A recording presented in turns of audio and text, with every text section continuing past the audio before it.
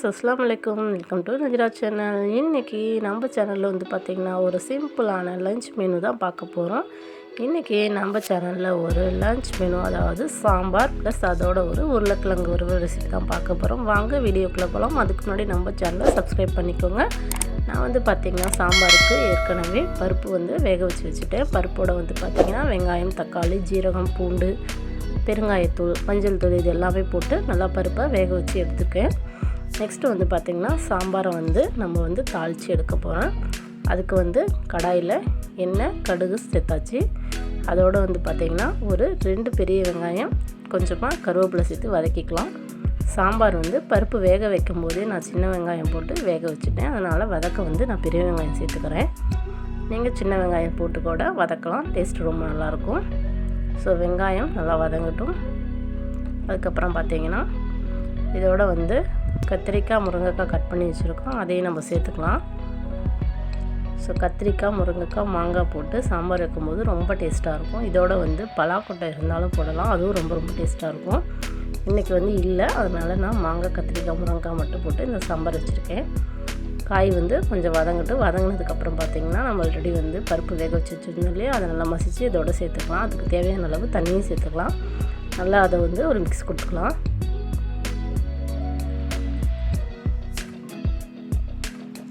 So sambar recipe எல்லாத்துக்குமே தெரியும், இருந்தாலும் வந்து ஒவ்வொருத்தவங்க ஒவ்வொரு மாதிரி சாம்பார் செய்வோம். இது என்னோடய ஸ்டைலில் நான் செஞ்சுருக்கேன். பிடிச்சிருந்தா நீங்களும் ட்ரை பண்ணி பாருங்கள்.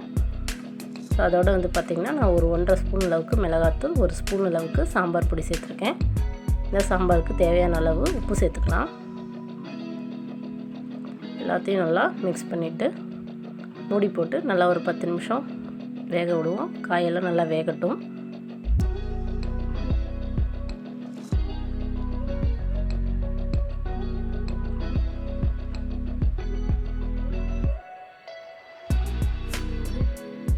பார்த்திங்கன்னா சாம்பார் நல்லா கொதிச்சிருச்சு. காய் எல்லாமே 3/4 அளவுக்கு நல்லா வெந்துருச்சு. இப்போ வந்து பார்த்திங்கன்னா புளி கரைச்சி வச்சுருக்கேன். ஸோ ஒரு எலுமிச்சை அளவுக்கு நல்லா புளி எடுத்து நல்லா கரைச்சி வச்சுருக்கேன், தண்ணி சேர்த்து. அந்த புளி கரைசலை இதோட சேர்த்துக்கலாம்.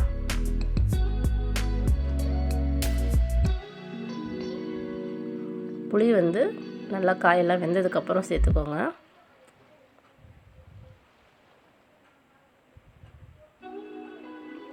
திரும்ப மூடி போட்டு நல்லா ஒரு 5 நிமிஷம் கொதிக்க விடுவோம். ஏன்னா புளி சேர்த்துருக்கோம் இல்லையா, ஒரு 5 நிமிஷம் நல்லா கொதிக்கட்டும். ஸோ சாம்பார் இப்போது நல்லாவே கொதிச்சிருச்சு, நல்லா காயெல்லாம் வெந்துருச்சு. ஸோ கடைசியாக நம்ம வந்து இதோட வந்து மாங்காய் சேர்த்துக்கலாம். மாங்காய் எப்பயுமே காயெல்லாம் வெந்ததுக்கப்புறம் கடைசி ஸ்டேஜில் மாங்காய் சேர்த்துக்கோங்க. ஏன்னா ஃபஸ்ட்டாக சேர்த்திங்க அப்படின்னா மாங்காய் வந்து குழஞ்சி போயிடும். அதனால் கடைசியாக சாம்பார் மட்டும் இல்லை, எந்த குழம்பு வச்சாலும் சரி, மீன் குழம்பு வச்சாலும் சரி, எது வச்சாலும் சரி, மாங்காய் சேர்க்கும்போது நம்ம கடைசியாக சேர்த்துக்கலாம். சேர்த்து ஒரு 5 நிமிஷம் மட்டும் கொதிக்க விட்டோம் அப்படின்னா மாங்காய் வந்து சரியாக இருக்கும். ஸோ நான் வந்து இப்போ மாங்காய் வந்து அதில் சேர்த்துக்கலாம்.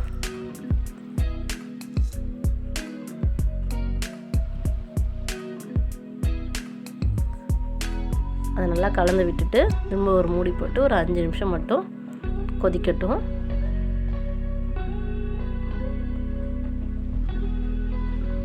ஸோ நம்ம சாம்பார் வந்து சூப்பராக ரெடி ஆயிடுச்சு.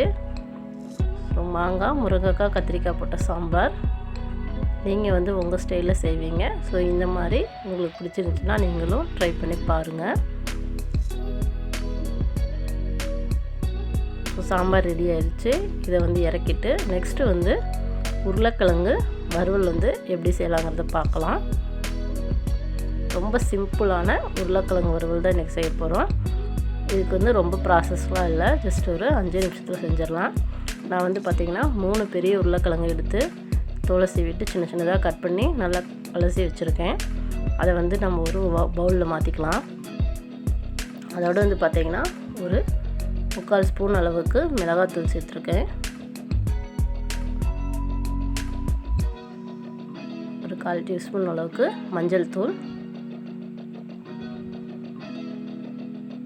உருளைக்கிழங்குக்கு தேவையான அளவு உப்பு சேர்த்துக்கலாம். ஸோ இதிலையே நீங்கள் வேணும் அப்படின்னாலும் பெப்பர் சேர்த்துக்கலாம், கரம் மசாலா சேர்த்துக்கலாம். ஸோ அது உங்களோட விருப்பம் தான். வேணா இஞ்சி பூண்டு பேஸ்ட்டு கூட சேர்த்துக்கலாம். ஸோ ரொம்ப சிம்பிளாக டக்குன்னு நம்ம வந்து ஒரு சாம்பார் ரசம் வைக்கிறோம், ஏதாவது உருளைக்கிழங்கு வறுக்கணும் சட்டுன்னு செய்யணும் அப்படின்னா ஜஸ்ட் ஒரு 5 நிமிஷத்தில் இதை செஞ்சிடலாம். எதுவும் இல்லை, வெறும் மிளகாத்தூள் மஞ்சத்தூள் மட்டும் உப்பு மட்டும் போட்டு நல்லா இந்த மாதிரி பிரட்டி எடுத்துக்கலாம். தண்ணி இல்லாமல் உருளைக்கிழங்கு எடுத்துக்கணும். உருளைக்கிழங்குல வந்து தண்ணி இருக்கக்கூடாது, நல்லா தண்ணியை வடித்து எடுத்துடணும். அப்போ தான் வந்து இது நல்லாயிருக்கும் இந்த ரெசிபி. இதுக்கு வந்து ஓரளவுக்கு எண்ணெய் கொஞ்சம் அதிகமாகவே விட்டுருக்கேன். எண்ணெய் வந்து நல்லா காயட்டும்.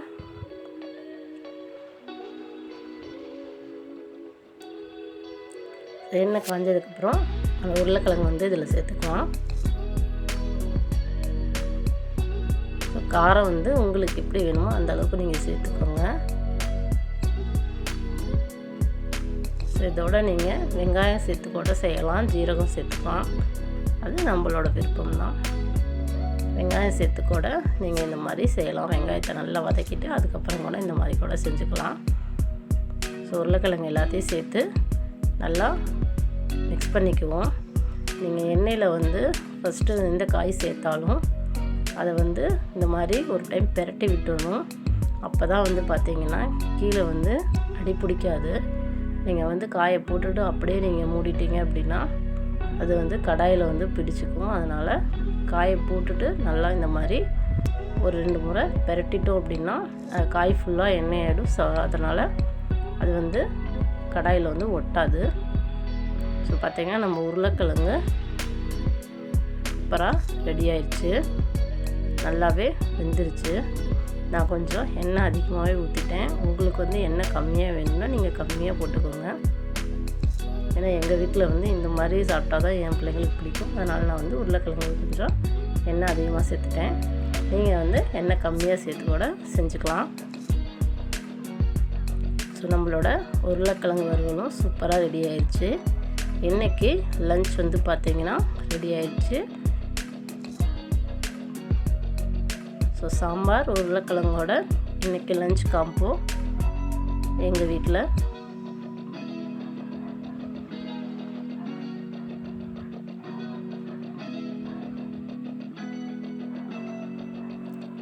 ஸோ இந்த மாதிரி நீங்களும் சிம்பிளாக ஒரு லன்ச் மெனுவை ட்ரை பண்ணி பாருங்கள். ட்ரை பண்ணி பார்த்துட்டு எப்படி இருக்குன்னு ஷேர் பண்ணிக்கோங்க. எல்லாருக்குமே சாம்பார் உருளைக்கிழங்கு வறுவல் தெரியும், பட் ஒவ்வொருத்தவங்க ஒவ்வொரு மாதிரியான ஸ்டைலில் செய்வோம். நான் வந்து எனக்கு எப்படி நான் எப்பயும் எப்படி செய்வோம் அதே போல் செஞ்சுருக்கேன். உங்களுக்கு இந்த வீடியோ பிடிச்சிருக்கு, இந்த ரெசிபி பிடிச்சிருக்குன்னா நீங்களும் இது போல் ட்ரை பண்ணி பாருங்கள். ட்ரை பண்ணி பார்த்துட்டு எப்படி இருக்குன்னு மறக்காமல் என்னோட ஷேர் பண்ணிக்கோங்க. இந்த வீடியோ பிடிச்சிருந்துச்சுன்னா ஒரு லைக் கொடுங்க. மறக்காமல் இந்த வீடியோவை நீங்கள் மட்டும் பார்க்காம உங்களோட ஃப்ரெண்ட்ஸ் அண்ட் ஃபேமிலியோட ஷேர் பண்ணிக்கோங்க. நம்ம சேனலை நீங்கள் இப்போ தான் ஃபஸ்ட் டைமாக வாட்ச் பண்ணுறீங்களா, ப்ளீஸ் வீடியோவுக்கு கீழே இருக்க ரெட் கலர் சப்ஸ்கிரைப் பட்டனை கிளிக் பண்ணி சப்ஸ்கிரைப் பண்ணிக்கோங்க. கூடவே பக்கத்தில் இருக்க பெல் ஐக்கானை கிளிக் பண்ணி ஆங்கிற ஆப்ஷன் கொடுத்துக்கோங்க. அப்போ தான் நான் போடுற எல்லா வீடியோஸும் உங்களுக்கு உடனுக்குடன் நோட்டிஃபிகேஷனாக வரும். தேங்க்ஸ் ஃபார் வாட்சிங். மறுபடியும் ஒரு நல்ல ரெசிபியோடு நான் உங்களை மீட் பண்ணுறேன். அது வரைக்கும் நன்றி, வணக்கம், தேங்க்யூ.